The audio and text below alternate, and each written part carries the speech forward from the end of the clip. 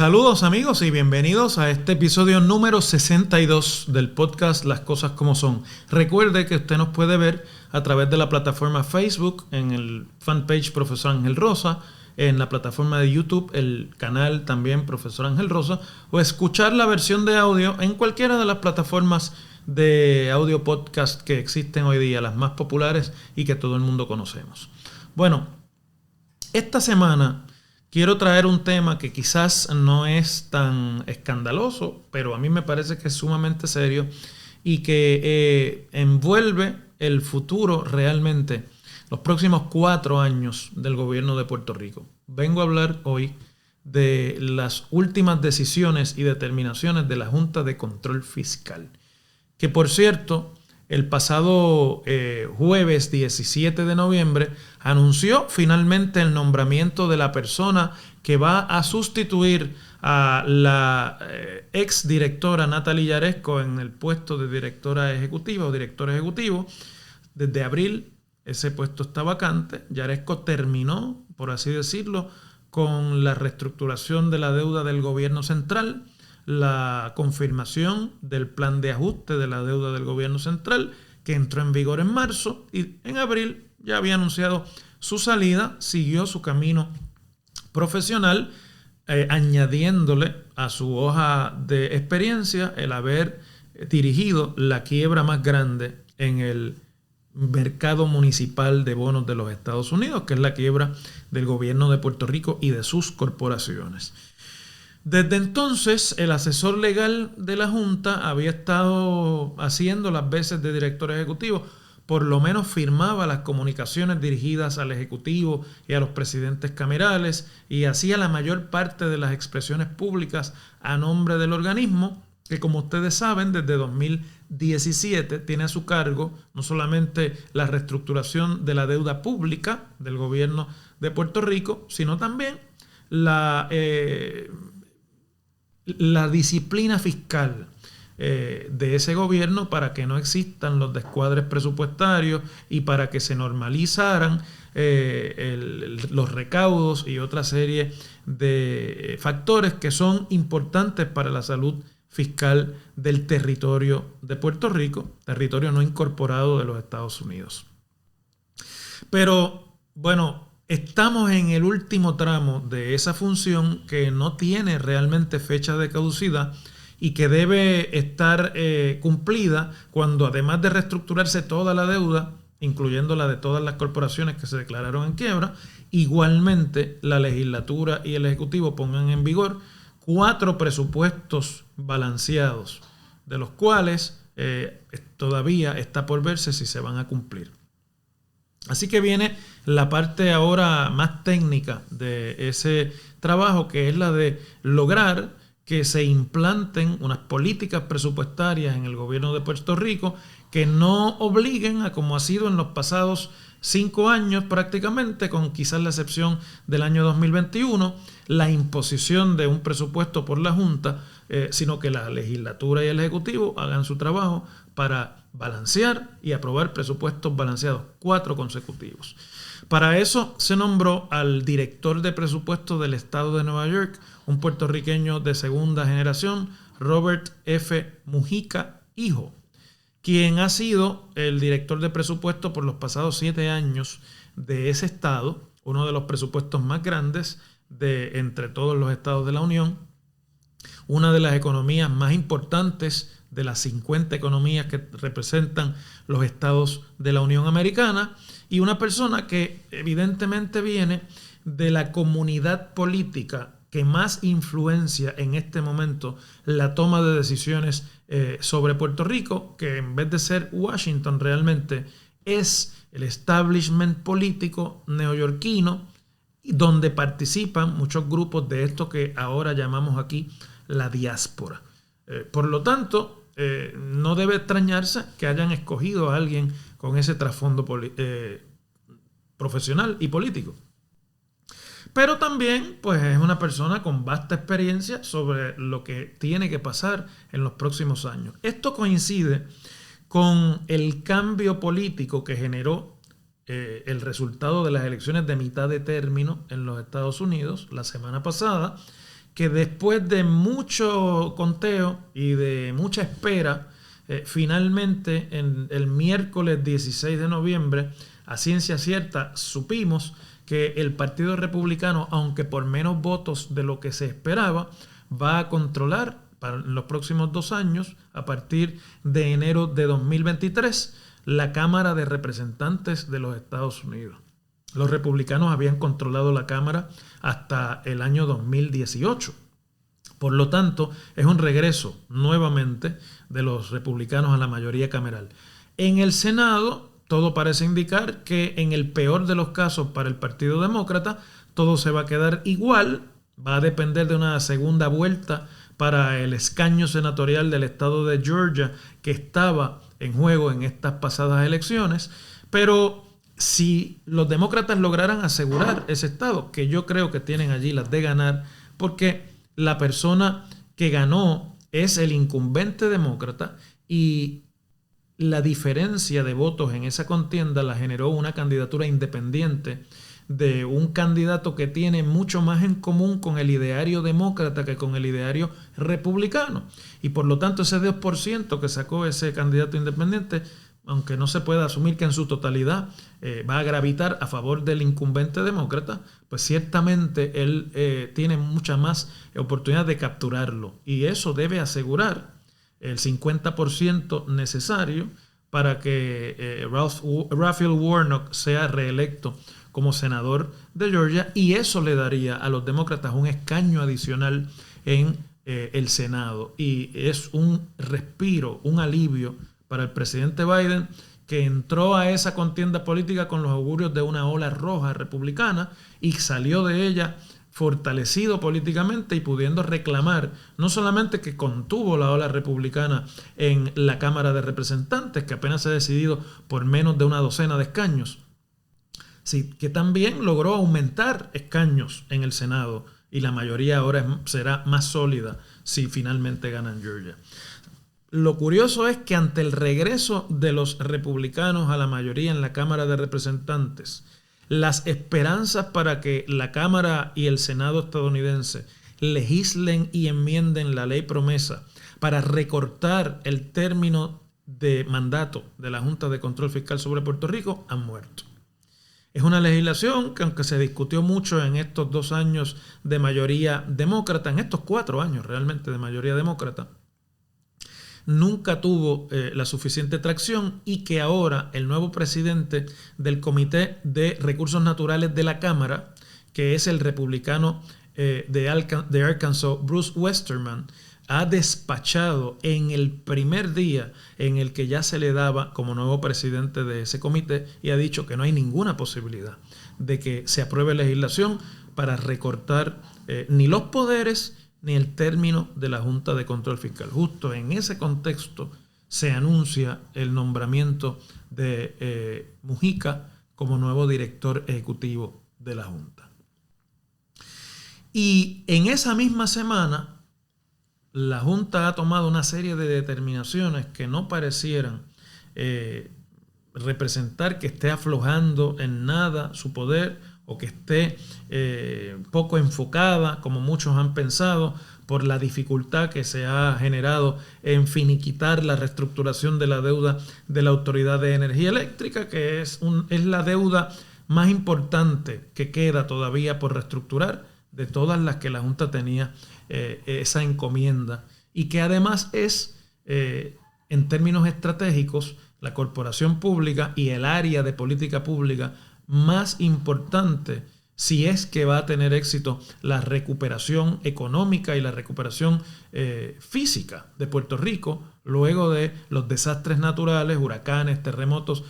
y todo el daño que eso ha causado en la infraestructura y en la economía de Puerto Rico.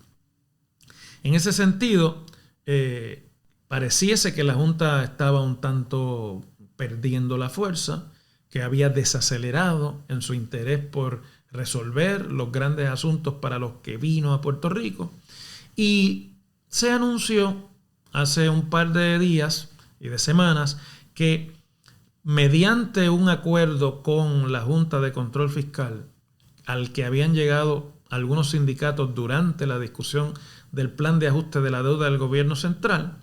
se va a otorgar un bono de ajuste de deuda a los empleados públicos del gobierno central, pero diferenciadamente. Diferenciadamente quiere decir que no todos los empleados del gobierno central van a recibir el mismo beneficio. Unos 98,000 trabajadores del gobierno central, que quiere decir las agencias del Ejecutivo, eso no incluye la Universidad de Puerto Rico ni las corporaciones públicas, van a recibir como resultado de ese acuerdo la cantidad de $3,000, básicamente $2,954, casi 3,000. Pero los empleados del gobierno central que pertenecen al sindicato Servidores Públicos Unidos, que es una filial en el sindicalismo puertorriqueño bajo la ley 45 de 1998 de la Federación Americana de Empleados Estatales, Municipales y de Condados, un sindicato estadounidense, van a recibir un bono de $11,360. Mientras que el resto de los empleados del gobierno central van a recibir $2,954. Servidores Públicos Unidos, filial de este sindicato estadounidense que vinieron a Puerto Rico y entraron en el mundo sindical, repito, cuando en 1998 la administración de Pedro Rosselló aprobó y puso en vigor la Ley de Sindicación de Empleados Públicos, la Ley 45, van a recibir $11,360, ambos bonos pagaderos el 1 de diciembre. Esto ha generado una controversia al interior del servicio público de los empleados del gobierno central, y muchos de ellos se preguntan, bueno, pero ¿por qué van a diferenciar entre los empleados de un sindicato y los empleados del resto del gobierno? Si todos son empleados, si todos han sufrido el mismo recorte de beneficios, el mismo deterioro de la calidad de sus acuerdos contractuales con el gobierno o en su sistema de retiro, etcétera, etcétera. Bueno, la contestación es que Servidores Públicos Unidos fue el único sindicato que pactó con la Junta de Control Fiscal no oponerse públicamente ni tampoco en el trámite ante el tribunal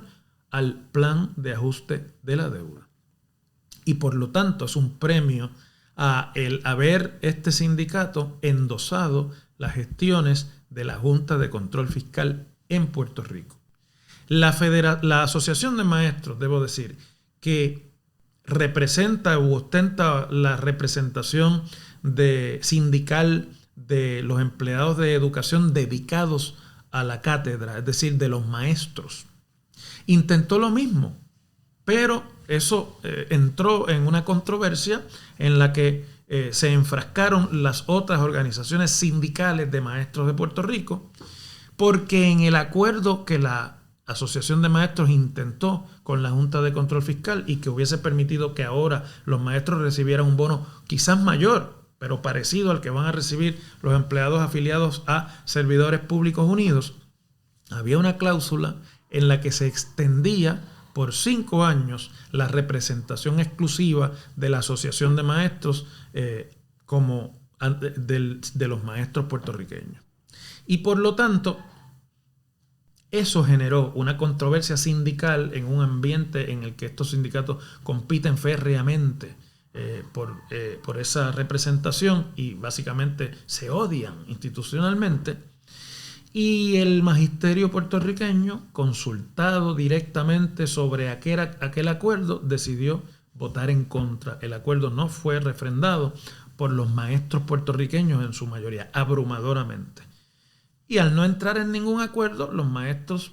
se quedan en el grupo de los que van a recibir ahora el bono de $2,954 y no un bono de quizás 11,000 o más, quizás 15,000, quizás mucho más, que era lo que había presuntamente negociado la Asociación de Maestros como parte de ese sindicalismo gubernamental que está unido o que está asociado a sindicatos de los Estados Unidos, en el caso de la Asociación de Maestros, la American Teachers Federation. Entonces, la controversia gira alrededor de por qué se ha tratado con desigualdad a los servidores públicos, a los empleados del gobierno central? La contestación es porque en el juego político en el que la Junta necesitaba el apoyo de los sindicatos del gobierno para comparecer al tribunal y representar que tenía unanimidad o quizás mayoría de criterio a favor del plan de ajuste, unos sindicatos estuvieron de acuerdo en pactar y otros no. La inmensa mayoría de los que no pactaron son los sindicatos que representan a empleados del gobierno y que no están asociados a ninguna filial o a ninguna matriz, debo decir, del sindicalismo estadounidense, lo que podríamos llamar así el sindicalismo criollo. Mucho de ese sindicalismo está refugiado en las corporaciones públicas como Acueductos, la Universidad de Puerto Rico y otras, que además no participan de este bono porque no es la deuda de esas corporaciones la que se reestructuró en el plan de ajuste, sino la deuda del gobierno central. Pero la Junta envía un mensaje poderoso al sindicalismo local que le ha hecho la guerra durante los últimos 5 años, básicamente premiando a aquellos que colaboraron y, por así decirlo, discriminando, castigando a los que no colaboraron. Todo eso junto nos debe poner a reflexionar sobre qué es lo que ha pasado aquí desde que se aprobó la ley promesa. Y yo creo que es importante que lo veamos de una forma más amplia y no enfocada única y exclusivamente en por qué este bono sí para unos y no para otros, porque lo que pueda parecer simpático para unos, para otros no lo es. Y unos pueden pensar, sobre todo los empleados que no pertenecen al gobierno, bueno, pero es que a mí ni siquiera eso. El efecto, por ejemplo, inflacionario que van a tener todos estos bonos ahora en diciembre, lo vamos a pagar todos los que trabajamos en Puerto Rico. Eso va a tener un efecto inmediato sobre los precios de los productos y le va a meter un golpe, un subidón a la inflación que ya se está viviendo en la economía puertorriqueña, que es magnificada porque Puerto Rico además depende de la transportación marítima de todo lo que aquí se consume, principalmente de los Estados Unidos, donde está habiendo también una inflación sin precedentes. Así que el descontento puede ser mucho más allá del gobierno de Puerto Rico, de los empleados que se quedan sin el bono o se quedan con un bono reducido. Pero en el fondo yo creo que nos tiene que poner a pensar en este último tramo de la gestión de la Junta de Control Fiscal en Puerto Rico. Cuando en 2016 un Congreso republicano y un presidente demócrata, Obama, crearon la Junta de Control Fiscal mediante la ley promesa, porque habían colapsado las finanzas públicas de Puerto Rico. Muchos pensaron en Puerto Rico que era cuestión de negociar con los acreedores que le habían prestado a Puerto Rico durante años, cuando ya era evidente que Puerto Rico se dirigía a un impago y que por lo tanto habría que de alguna manera buscar una solución para que esos inversionistas recuperaran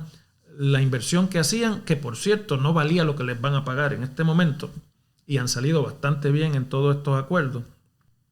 Y que una vez eso pasara y se reestructurara la deuda, sobrarían más recursos para repartírselos entre los mismos sectores que por décadas se han repartido el dinero del gobierno de Puerto Rico. Los partidos políticos, los empresarios y las uniones obreras. La Junta tenía otro plan. Los efectos políticos de la austeridad impuesta por la Junta y de ese plan de ajuste, la pérdida de los beneficios para siempre, por ejemplo, en los planes de retiro y otros, han tenido el efecto de devaluar mucho el papel de los partidos políticos en el servicio público. Así que había una agenda para, en efecto, reducir el control de los partidos políticos puertorriqueños del presupuesto público. Los empresarios puertorriqueños, muchos de ellos obligados mediante leyes a cumplir con requisitos hacia con sus empleados importantes, tuvieron que conformarse con una reforma laboral que más bien beneficia a las grandes empresas comerciales en Puerto Rico, la inmensa mayoría de las cuales no son de capital puertorriqueño y el capital no se queda en Puerto Rico. Y los sindicatos obreros, los que no pactaron con la Junta, han ahora enfrentado su realidad de que el no haber cooperado políticamente va a tener efectos directos, porque obviamente toda esta desigualdad se va a traducir en reclamos hacia el liderato sindical. Por eso es que se levantan muchos de ellos a protestar, porque van a sentir ese calor pronto en sus filas, le van a recriminar por qué tú no hiciste lo mismo y por qué ahora esto que estos empleados van a recibir por los próximos 5 años tan ampliamente no llega a nosotros. La Junta en realidad vino a acabarle el baile a los partidos políticos locales, a mucha parte de los empresarios locales y al sindicalismo criollo, al sindicalismo local. El mensaje de esta última semana es claro, me parece a mí. El que no bailara ni baile en lo que queda al son que toca la Junta se quedará fuera del guiso para siempre. Les agradezco, como siempre, la atención que le prestan a este podcast. Espero que la reflexión de hoy la podamos extender más allá del inmediatismo de la realidad política local y podamos pensar a profundidad sobre el futuro de Puerto Rico. Y les espero la próxima semana nuevamente aquí en otra edición de Las Cosas como Son.